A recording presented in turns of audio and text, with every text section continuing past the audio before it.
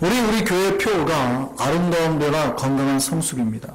이건 단지 개인적인 변화의 모습만을 말하는 게 아니라 우리 교회의 목표예요. 그러니까 교회가 아름답게 변하고 건강한 교회로 성숙돼야 됩니다.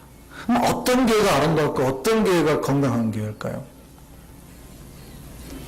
균형이 잘 잡혀 있는 거예요. 사실은 아름답다고 하는 것, 건강한 거에 대한 기준이 개인마다 좀 다릅니다. 그러니까 가르치는 목사님들에 대해서 달라질 수 있어요. 무슨 얘기냐면 어떤 건축가가 교회를 볼 때 아름답다, 저 교회 아름답다 라고 말할 때는 뭘 말하는 걸까요? 예, 왜요? 저 교회는 무슨 로마네스크 양식이네, 무슨 그죠? 고딕신의 전통적인 모습이네, 아니면 현대적이네, 이게 그러면은 그 사람의 기준에 봤을 때 그런 교회가 아름다운 거죠. 또 어떤 교회는요, 사회복지를 전공한 사람은요, 교회가 열심히 사역을 나누고 일하는 걸 봤을 때, 예, 아름다운 거예요. 영성 전무한 목사님은요, 기도하고 하나님 앞에 더 깊이 은혜의 세계, 기도의 세계, 침묵의 세계 들어가는 교회를 보면 아름답다 그런단 말이죠. 근데 이런 모든 기준들은 다 뭐예요? 개인적인 기준이에요. 개인적인. 좀 더 건강한 교회, 아름다운 교회는 객관화된 폼이 있어야 된다는 얘기예요. 하나님이 보시기에나 세상 사람은 누가 보더라도 건강한 교회여야 된다는 겁니다. 저는 우리 교회가 그런 교회이기를 바랍니다. 아름답고 건강한 교회는 그래서 내면과 바깥이 골고루 잘 발달한 교회입니다. 그러니까 균형 잡힌 교회라는 얘기죠. 교회 안에서 진행돼야 될 것들이 있어요. 기도와 영적인 것, 예배들 이런 것도 있지만 세상 속에서의 교회 모습도 잘 지켜나가는 교회. 이게 제대로 돼야 건강한 거죠. 그러니까 개인적으로 말하면 내 내면이 하나님과의 관계도 좋지만 내가 세상 속에서 크리스찬으로 살아야 될 모습도 잘 지키고 실천해 나가는 신자일 때 균형이 맞춰지는 거예요. 이해되시죠? 교회도 똑같아요. 교회도 똑같아요. 무슨 얘기냐면 하나님은 우리 교회를 통해서 받으실 만한 영적인 은혜, 기도, 역사들도 있지만 우리 교회를 통해서 우리 사회에 심어주신 주력사회를 변화시키고 사랑하고 나누는 역할을 똑같이 해야 되거든요. 이게 우리가 추구하고 목표하는 비전입니다. 오늘 본문으로 돌아가면요, 레위기는 하나님을 알지 못하는 백성들을 불러서 하나님을 섬기는 방법, 그 법들을 알려준 성경입니다. 그러니까 하나님을 어떻게 하면 만날 수 있고 어떻게 하면 하나님 앞으로 나아갈 수 있는지를 알려주는 거죠. 무엇을 해야 하나님처럼 하나님의 백성이 되는지 그 뜻을 설명한 책입니다. 그쵸? 레위기 중요하다고 말씀을 드렸죠. 그 레위기 보면 레위기 우리가 예전에 제가 우리 교회 부임하자마자 거의 바로 한 달 만에 설교했던, 그죠? 한 달 지나서 바로 설교했던 내용이 바로 레위기였습니다. 제가 그때 설교했던 게 뭐였죠? 이스라엘의 5가지 제사에 대해서 한번 기억해 볼까요? 시작. 번제, 소제, 화목제, 속죄제, 속건제. 이스라엘의 5대 제사예요. 5가지 제사예요. 이 제사를 통해서 하나님 앞에 나아가는 거예요. 그 다음에 내용들은 뭔지 아세요? 그 다음에 내용. 그러니까 레위기 전체를 갖다가 단 한 개의 워드로 말해 여러분에게 표현하라 그러면 뭘까요? 제사요? 레위기 하면은 여러분은 딱 한 가지 단어를 잡으셔야 돼요. 뭘까요? 거룩입니다. 거룩. 레위기 하면 딱 단 하나로 표현하는 게 거룩이에요. 왜요? 제사를 통해서 어디로 들어가는 거예요? 거룩하신 하나님께. 이해됐어요? 그러니까 레위기 우리가 19장에 오늘 봤는데 레위기에서 가장 중요한 장이 19장입니다. 근데 레위기 이 19장 이전의 내용이 뭔지 아세요? 여러분이 읽으면 이해도, 요즘 사는 사람들의 생각으로는 이해도 할 수 없는 내용들이에요. 부정한 걸 피하라는 거예요. 혹시라도 몸에 유출병 있는 사람, 부정한 거죠. 더럽혀진 거니까. 유출병 있는 사람이 침상에 너희가 손이 댔거나 앉아있으면 부정해진 거예요. 부정이 탄 거예요. 그러니까 그 하루는 부정한 거예요. 혹시라도 너희가 잘못된 시체를 만지거나 그러면 또 하루 종일 부정한 거예요. 그러니까 어떻게 해라? 이거 조심해라는 거죠. 어떻게 보면 잡다하고 부정한 것이 너희가 쓰는 질그릇에 들어갔어. 그럼 어떻게 해야 돼요? 깨야 돼요. 이거 깨서 버려야 돼요. 쓸 수가 없어요. 레위기 내용이 앞에가 18장까지 다 그런 내용이에요. 그러니까 읽어보면 이게 도대체 무슨 얘기야? 이거 어떻게 지키라는 얘기야? 근데 그 내용이 뭔지 아세요? 거룩하라는 얘기예요. 거룩하라. 부정한 것, 죄악으로부터 벗어나서 사는 것이다. 이렇게 말하는 거예요. 그렇게 말하면서 19장이 뭐래요? 핵심적인 거룩에 대한 얘기를 가르칩니다. 19장, 레위기에서 가장 중요한 장이 뭐냐면 19장 2절입니다. 같이 한번 읽겠습니다. 시작. 너는 이스라엘 자손의 온 회중에게 말하여 이르라. 너희는 뭐하라? 거룩하라. 이는 다 여호와 너희 하나님이 거룩함이라. 이게 무슨 말일까요? 너희는 거룩하라. 왜? 내가 거룩하니까. 그 얘기가 뭘까요? 잘 해석하셔야 돼요. 이 얘기는 제가 지난번에 안식일에 설명드리면서 드렸는데, 안식일을 지키라는 얘기는 아무것도 하지 말라는 뜻이 아니에요. 하면은 죽이겠다는 뜻이 아니라 안식일을 지킴으로 어디로 들어가라고요? 하나님의 은혜 세계에 들어가라는 거예요. 거룩하라는 얘기는 똑같아요. 내가 거룩하니 너희도 거룩하라는 얘기는 너희가 거룩할 때 누구를 만나요? 하나님을 만나요. 제사를 드리는 이유가 뭐예요? 그 부정하고 우리 죄를 없애는 이유가 뭐예요? 하나님께로 들어가기 위함이에요. 목적이 중요해요.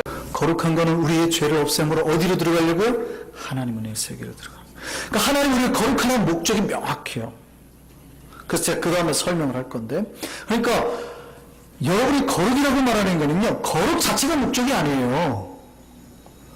거룩하라고 말하는 거는 여러분이 거룩하면 어디로 들어가고요? 하나님의 세계에 들어가고, 하나님의 안식과 평화와 복의 세계로 들어가는, 거룩은 여러분이 하나님의 복을 누리는 울타리예요.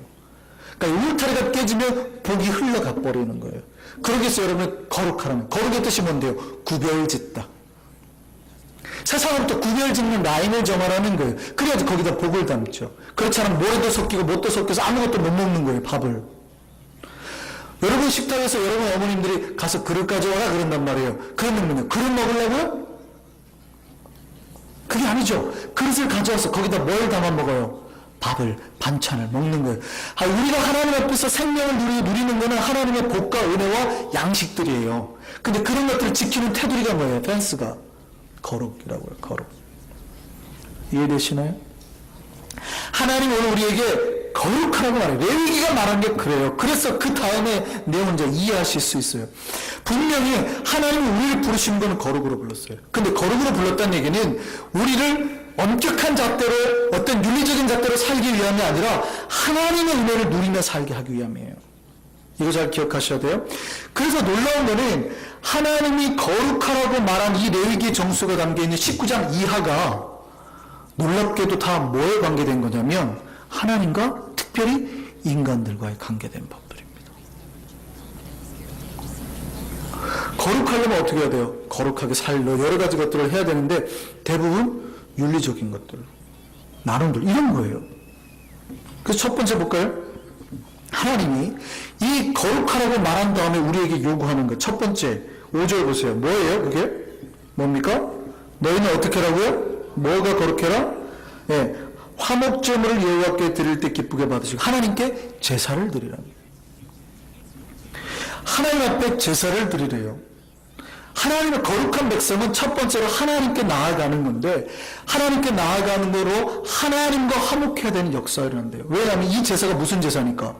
화목제사예요. 이스라엘 제사 5대 제사 중에서 이게 무슨 제사예요? 화목제사. 화목제사는 뭐 하는 제사예요?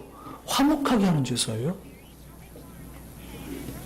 그러니까 이 거룩이 지금 무슨 거룩인 겁니까? 무엇을 위한 거룩인 겁니까? 화평을 위한 거룩, 함께 살기 위한 거룩, 하나님 안에서 화목을 누리게 하는 거룩이라는 거예요. 우리가 거룩하고 거룩을 지키는 테두리는 건 이유가 뭐냐면 하나님과 우리가 화평하게 살기 위함이에요. 하나님과 화목하게 하기 위함이에요. 이게 건강한 교회 모습이라는 겁니다. 건강한 교회는 거룩한 교회인데 거룩한 교회가 되려고 하는 이유가 뭐예요? 우리가 거룩하자가 아니라 거룩한 펜스를 딱 치고 나면 그 안에서 뭐가 이루어지니까? 하나님과 화평과 은혜와 복과 영적인 역사들 이런 모든 것들이 이루어지니까 이걸 누리기 위함입니다. 우리 교회가 그렇게 되기를 바랍니다. 그러니까 하나님이 우리를 불러서 거룩으로 오게 하는 거는요, 하나님과 우리 사이가 화평해지는 이 건강한 모습, 이 회복된 모습을 만들기 위함이라는 거예요. 이 화목의 상태는 우리 죄가 씻어진 상태입니다. 죄악의 백성 하나님 만날 수 없죠. 예수 그리스도 통해서 우리 죄가 씻겨지고, 그래서 우리가 날마다 그 안에서 뭘 누려요? 감격과 은혜로 주님 앞에 찬송을 나아가게 만드시고, 기뻐함으로 하나님께서 우리에게 베푸시는 복을 누리며 은혜를 누리며 이런 것들이 많아지게 만드시기 위함이에요. 이 화목한 교회의 특징이 있잖아요. 뭡니까? 예배가 살아나죠. 찬성이 살아나죠. 능력이 생기죠. 거룩한 역사, 회개의 역사, 성도들의 얼굴이 변하고 말투가 변하고 예배에 대한 감격이 일어나고 모이게 힘쓰는 여러 가지 증거들이 일어나는 거예요. 이게 하나님이 첫 번째 거룩으로 부른 이 건강한 교회의 모습입니다. 그런데요, 많은 교회가 여기에서 머물러요. 여기에서 머물러요. 그리고 괜찮다고 생각하는 경향이 있어요. 근데 대부분 그렇잖아요. 여러분 신앙생활 때 대부분 여기서 멈추지 않았어요? 나머지 것들은 곁다리로 생각한다. 근데 거기가 약간 이제 그렇게 되면 이제 밸런스가 깨지기 시작하는 거예요. 두 번째 그다음 하나님 말씀하시는데 하나님의 거룩한 백성이 되기 위한 방법을 말합니다. 오늘 분명히 하나님의 화목제물을 얘기하는데요. 우리가 화목제물을 배웠지만 화목제물은 뭐였습니까? 하나님과 우리가 화목하게 되는 것. 그 다음에 또 뭐였습니까? 인간과 인간이 화목하게 되는 것. 6절 보세요. 화목제물의 특징이 있죠. 뭡니까? 그 제물을 드리는 날과 이튿날에 먹고 셋째 날까지 남았거든 뭐 하라? 자, 화목제물은 제사를 드리는 사람이 먹을 수 있는 유일한 제사예요. 원래는 번제 빼고 나머지 제물을 바쳤을 때 그 고기는 누가 가져가요? 제사장이 가져가거든요.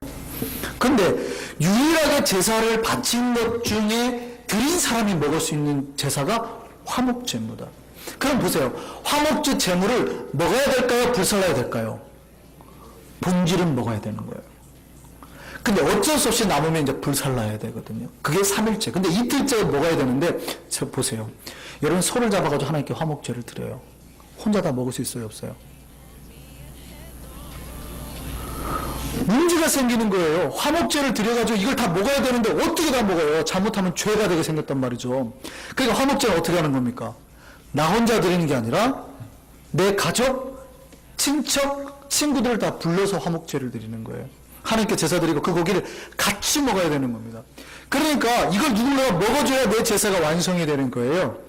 그러면 어떻습니까? 평상시에 싸우고 갈등 벌인 그 사람을 내가 찾아가서 미리 화해를 하고 그 사람을 불러서 내가 먹을 하나님과 함께 화목 제물에 같이 참여하게 해서 내 제물을 그가 먹어줘야 내 제사가 완성이 된다고요. 여러분 거룩해가지고 하나님 앞에 화목을 누리려고 할 때는 어떻게 되냐면 하나님과의 관계만 화평이 되면 안 돼요. 여러분 이웃과의 관계 그들과도 화평해야 된다는 얘기예요. 많은 교회들이 실수를 범하는 게 뭐냐면 단지 하나님과 화평하는 것이 하나님 바라는 전부라는 데 있어요. 즉 우리가 드리는 예배나 찬송 하나님 기뻐하시면 그 안에 머물기만 하면 된다고 생각하는 거예요. 근데 그 모습은요 맞지요. 그게 틀렸다는 얘기가 아닌데 그것은 첫 번째 거룩한 교회의 모습일 뿐이에요. 두 번째가 필요하다고 해요. 두 번째가 화목의 진정한 의미. 그게 뭐예요?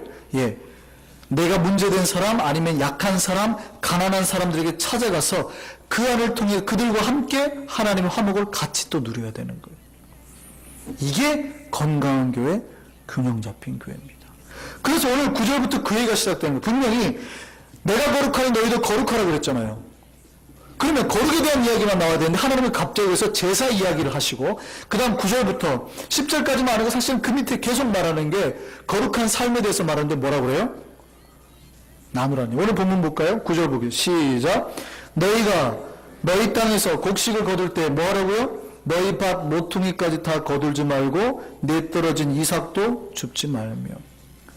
너희가 밭을 가진 사람인데 너희가 추수하는 날에 11조 이런 얘기 아니에요. 그건 드릴 거 다 드리고 3년 만에 11조 드리는 거 또 드리고 뿐만이 아니라 너희가 추수하는 날에 너희 밭에 네 군데 모퉁이는 손대지 마. 거두지 말란 얘기예요.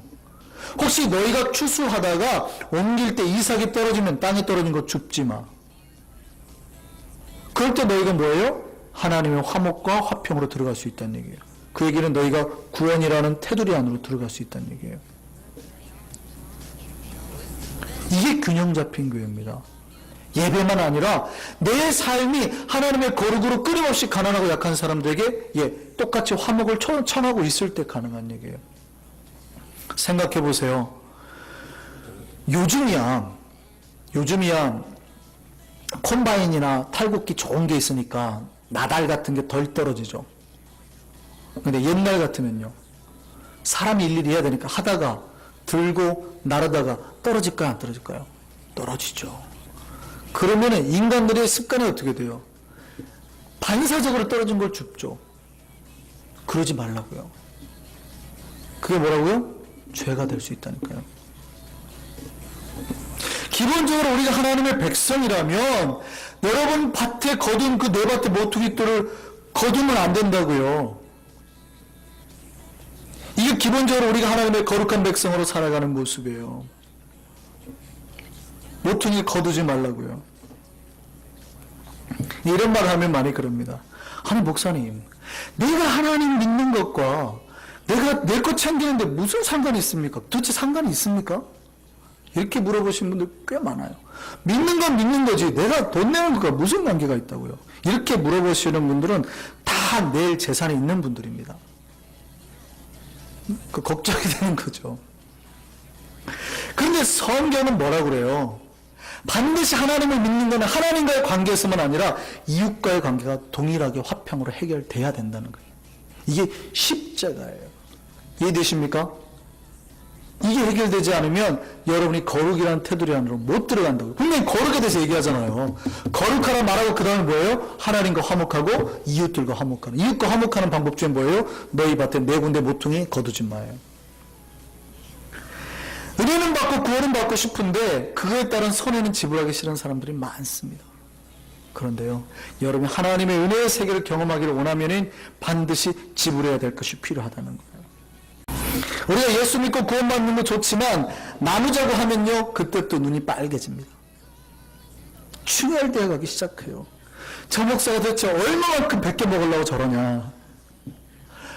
모퉁이 또는 여러분이 남겨둔 모퉁이 것은 헌금 안 하셔도 돼요. 헌금하라는 얘기 아니에요. 남겨두라고요. 그냥 남겨두라고요. 누가 먹게요? 여러분 주변에 가난하고 힘든 사람들이 와서 언제라도 가져갈 수 있게 남겨두라고요.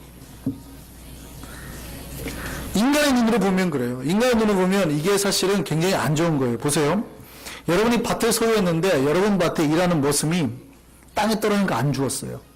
모퉁이는 또 남기고 수확을 했어요. 그럼 우리 입장에서 뭐라고 볼까요? 저런 게으른 놈, 꼼꼼하지 못한 놈. 그런데 하나님의 거룩한 백성 입장에서는요, 그 꼼꼼함이 죄가 될 수 있다고요. 잘 들으셔야 돼요. 여러분이 돈 문제에서 꼼꼼하다고 죄란 뜻이 아닙니다. 여러분 돈에 대해서는 빈틈없이 꼼꼼해야 되죠. 그런데도 불구하고 우리가 하나님 내 것을 거둘 때 다 내 것인 양 거둬들이는 거, 하나님의 것 남겨두지 않고 거둬들이는 게 죄라고요. 하나님 우리가 수익의 일부를 반드시 가난한 자에게 베풀기를 바랬습니다. 그러니까 내가 번 돈 맞죠. 그 밭 내 밭인 것도 알아요. 뿌린 것도 내가 씨 뿌린 줄 알아요. 그 하나님 모른다고요? 안다니까요. 그런데 그 밭에 네 군데 모퉁이는 남겨두라고요. 혹시라도 거둬들이다가 가난한 사람에게 조금 흘러가고 베풀어도 그냥 흘러가게 냅두라고요. 그게 뭐예요? 복 받는 비결이요? 아니요. 당연한 신자의 그 기본 베이스. 그게 기본 베이스. 복은 거기 이미 그 뒤에 더해야 복이 와요. 여기까지는 기본 베이스. 이걸 안 하면 신자가 아닌 게 되는 거예요. 그런데 이렇게 생각하는 사람이 있습니다. 하나님 목사님 방법을 좀 바꿉시다. 왜 모퉁이를 남겨둬요? 저는 돈에 대해서 너무 예민한 사람이라 이런 거 싫은데요. 왜냐하면 가만 냅두면 짐승들이 와서 다 먹을 거 아니에요. 새들이 와서 다 쪼아먹으면 얼마나 손실량이 많을 거고 땅에 떨어져가지고 빨리 그냥 걷어가면 되는데 밟아버리면 그거 다 못 먹고 그럴 거 아니에요. 차라리 내가 다 거두겠습니다. 그냥 내가 다 거두고 대략 한 20% 떼갖고 주면 되잖아요.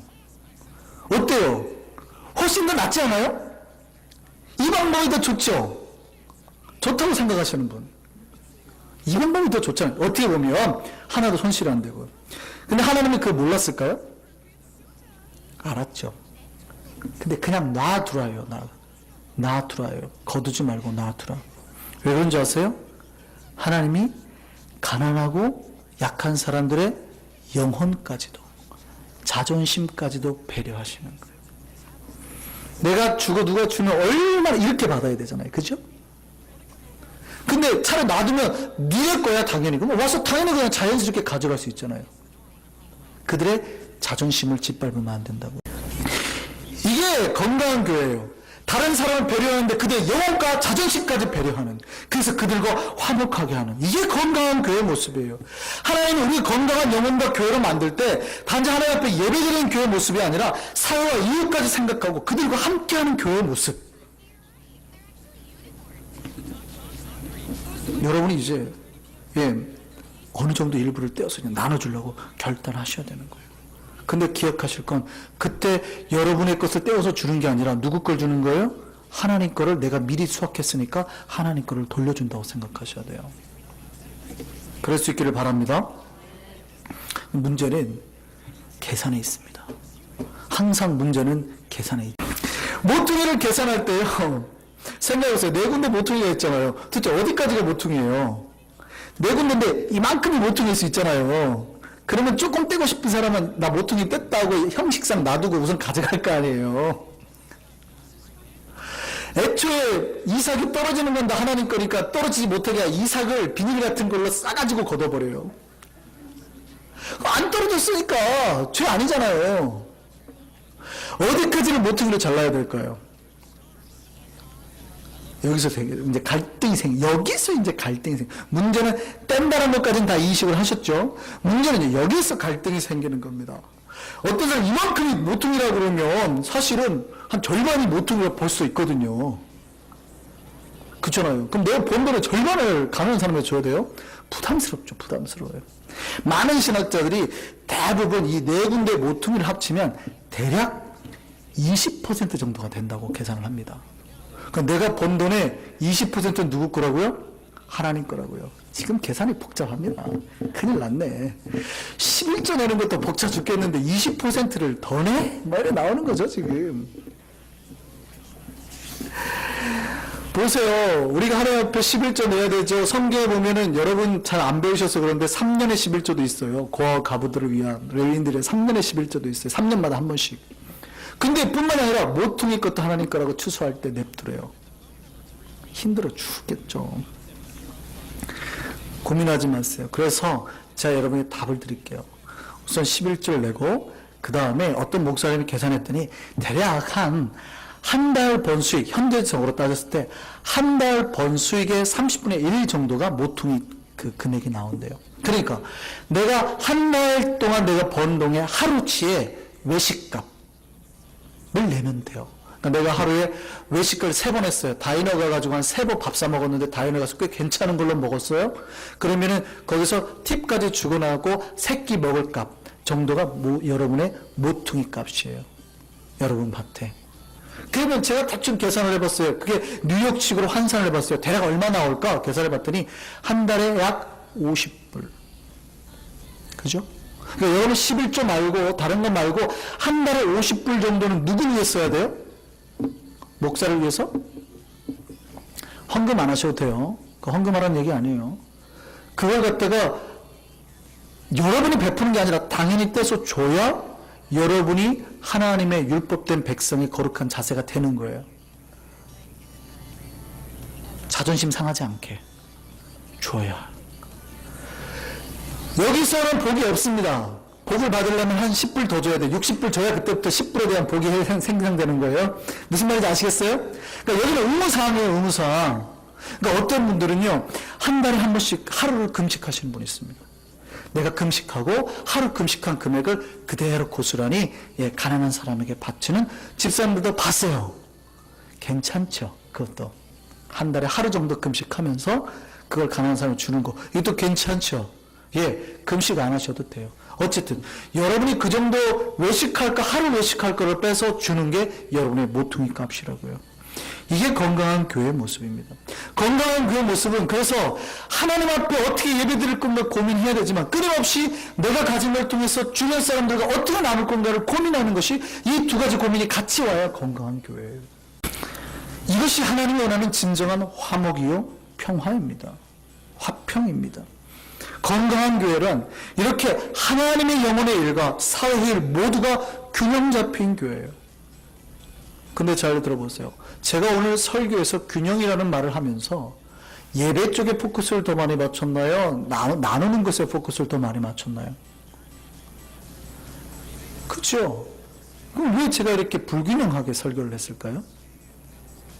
균형 잡힌 교회를 얘기를 하면서 왜 그럴까요? 제가 보기에 우리와 많은 교회가 이 방송을 보시는 교회가 불균형한 쪽으로 가 있다는 얘기입니다. 교회만 챙기고 예배만 챙길 줄 알았지 나누고 베푸는 당연한 하나님의 뜻을 외면하고 살았다는 얘기예요. 그러니까 제가 어떻게 해요? 균형으로 당겨오기 위해서 이쪽을 좀 오늘 땡겼어요. 저와 우리 모두가 균형 잡힌 교회가 되기를 바랍니다.